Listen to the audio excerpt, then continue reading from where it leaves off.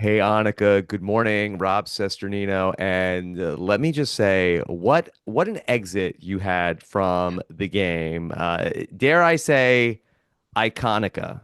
Well, thank you, Rob. So happy to speak with you this morning. I had the pleasure of being at the Rob Has a Podcast New York live party last night, and watching myself be so vulnerable in a room full of 900 people is quite a unique experience. I'll say that. Okay, yeah. Well, it was an amazing exit from the show, but would love to talk about how we got there. How about for you, looking back, when you think back to the day and the days leading up to getting voted out, is there anything that after it happened that you said, that I should have seen that? More than I should have seen that. I see a lot of things that almost I wish I did. It's obviously all in hindsight, but wish I did differently or mistakes that I think about. Like starting with John going home. Like he was a Yeah. good shield, right? I think like a lot of things add up. Me going on the journey and losing my vote, like all of these things add up to me obviously going home. Instead of all these little moments that I think I could have read better.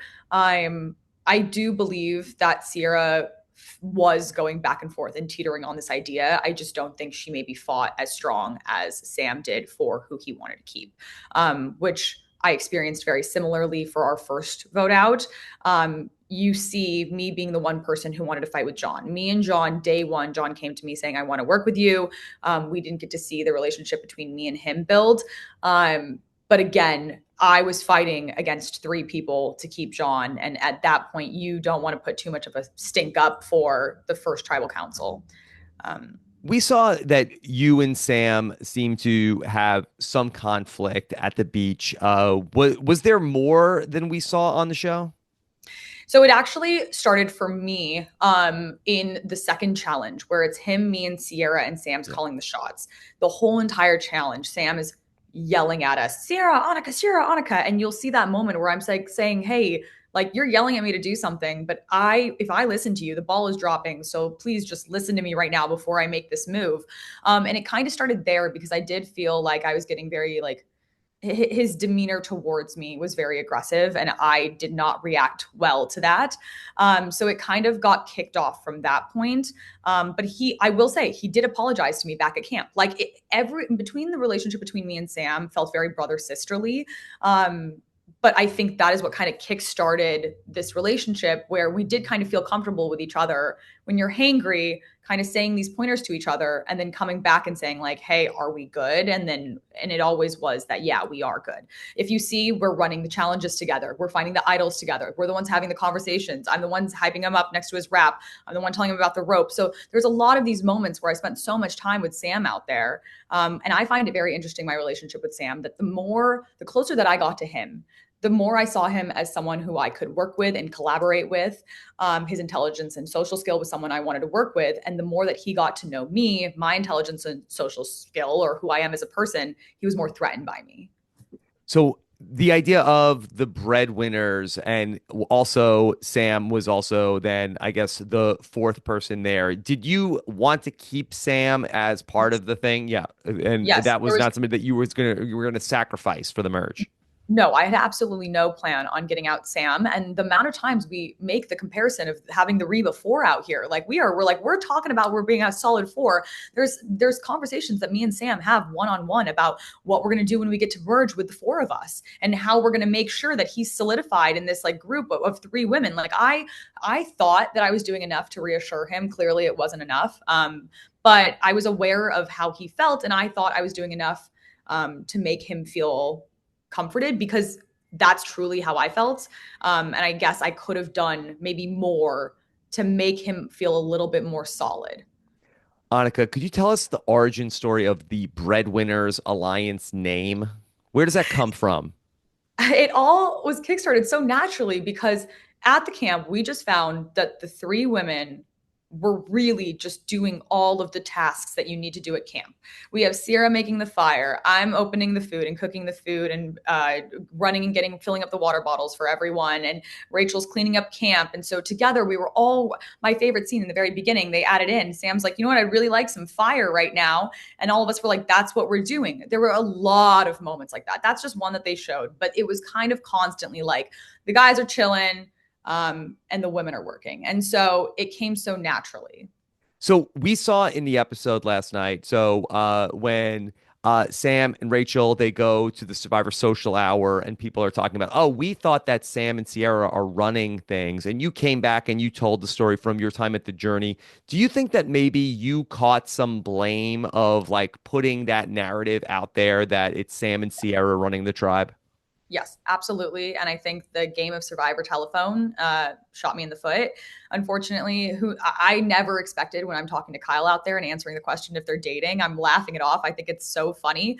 Who knew that the way it would cycle through Kyle to Sue back to Sam? I never expected it. And there was no intention of me ever saying like they're tight. Like they was just so casually said. I didn't think much about it. And again, it's a note for future players. Think about every single thing you say out there because Yeah. you have no idea. Yeah. Can you talk about life with Andy on the Gata beach? Yes. I say it out there. I really do enjoy Andy as a person. It's just that when you're out there and you're hungry and you're starving and you want to win challenges, it is I'm a hangry person. I was getting frustrated, whether it's Andy's coconut pieces falling to the side while he's eating them and more ants are coming to our camp, or whether there's a funny moment where the one egg that gets laid, Andy cracks. There's just a lot of these little moments that add up where you're just like, oh my God, I really just I really just want food and a night's rest. And then again in the challenges, I mean, we saw there were multiple moments Yeah. starting first challenge where he throws the piece in the mud, and the reason I have to stomp on the piece in the very end is because the mud dried. There was just so many moments. Okay, Anika, you said you're hangry. Okay, you need food. You are Yes. blessed to have gotten three chickens in the reward, yet somehow the chickens end up getting returned. Tell us Can I what's going on with the chickens? Let me tell you? Also, it was my idea to return the chickens, and the reason why is because this is what's going through my head. Sam and Andy are going to kill the chicken, and then they're going to hand it to me. And in my hands is going to be a bloody chicken in which I'm going to have to depuck and feather this whole entire thing with a dull machete. There's no cutting board. There's no soap and water. I'm going to get salmonella. The guts have to be far enough from camp so that the bugs don't like attack us at night. And then our fire's not strong enough. So we cannot be the one tribe that doesn't successfully cook the chickens. And I just know that I'm going to be the one covered in chicken blood. So that's what I'm thinking. It's not even that I don't want the protein. It's that I'm thinking You about the gave this process. a lot of thought. Thank you. I gave this so much thought. I'm thinking they're out there like, oh my God, let's think this through before we just rip a chicken's head off. And that's when I say, like, why don't we negotiate and why don't we have a conversation? And unfortunately I didn't get to enjoy those eggs, but Yeah. Can you tell us a little bit about what your relationship was like with Sierra? yes. Sierra and me, I felt very tight with her out there. She makes the comment like the best friend Ani in this last episode. And I really did feel that. Like we compared ourselves in our lives and we had lots of deeper talks. She would be coming to me and be like, I can't wait for my mom to meet you. You're going to be my friend for life. That's what I wanted to do when I came out here. Like it was these really real solidifying comments. And I do believe that those were real. It's just so complicated watching it back now, because I didn't know that she knew since episode 2 that I was on the chopping block. Hmm. Like the chicken. Like the chicken. Yeah. Like the chicken. Um, Going back to the first episode, we saw that, your tribe had a difficult decision to make. Okay, Andy had his emotional moment, and then ultimately, the decision comes to take out John Lovett. Now, I know John Lovett had potentially been saying your name, but could you talk a little bit about how that decision got made that day? Yeah, so I actually knew that my name was being tossed out that first day. Sam, one of my Lions members, told me that day, hey, Andy's calling out your name. And so I felt a little bit calmer knowing that I was comfortable with my core four. John and I had a relationship day one and where we wanted to work with each other. And the night two, our tribe was very kumbaya. We all like did everything together. So you don't have a lot of one-on-one time with each other. So what ended up happening is that night two, it was Sierra, Rachel, Andy, and John. They're having a conversation at the fire pit, and John suggests the four of them to be a solid four. Rachel and I had already solidified our number ones at this point. So she comes to me next morning and tells me, hey, John is suggesting this. Then I, in my head, said, okay, a little sketchy.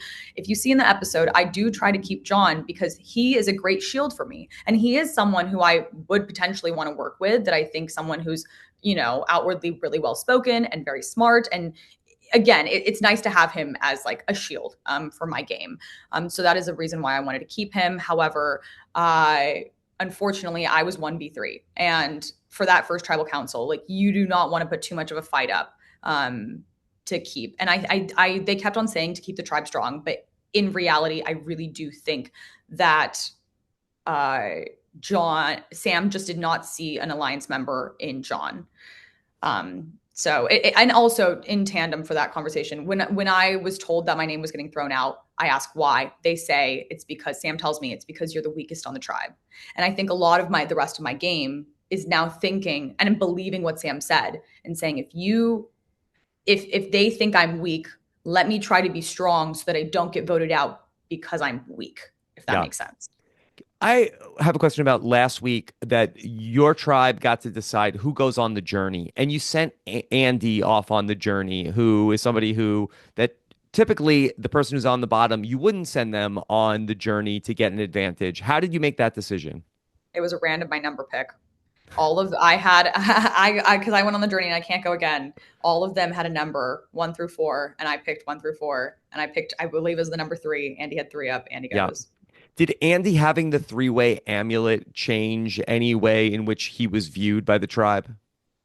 Not really, not entirely. I do find it is interesting though, because when he came back to camp and he's telling us his story, he tells us that his plan was not to tell us exactly what happened, but he is going to tell us because Caroline and Teeny decided to tell everyone. And so therefore he's backed into a situation in which he has to tell us. So he's telling us his strategy directly, which again makes him a non-threat. So so no, I Next don't think. level. Yeah. Next next level, next level. Yeah. And then could you tell us just a little bit about your relationship with Rachel? You seemed very close on the show. Were you two basically ride or dies to the end?